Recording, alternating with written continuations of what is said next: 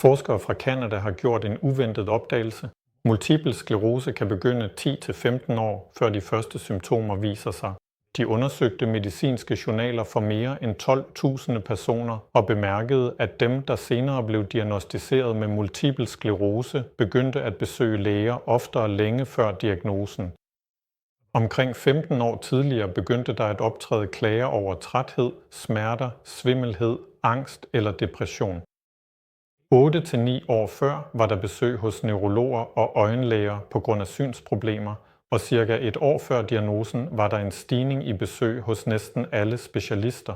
Forskere siger, at multipel sklerose ikke er en pludselig sygdom, men en langvarig skjult proces, og dens spor kan opdages meget tidligere, end vi troede. Denne opdagelse giver håb.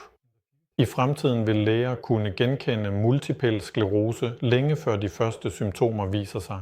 Tror du, at mange sygdomme begynder stille og roligt længe før de bliver opdaget? Skriv det i kommentarerne.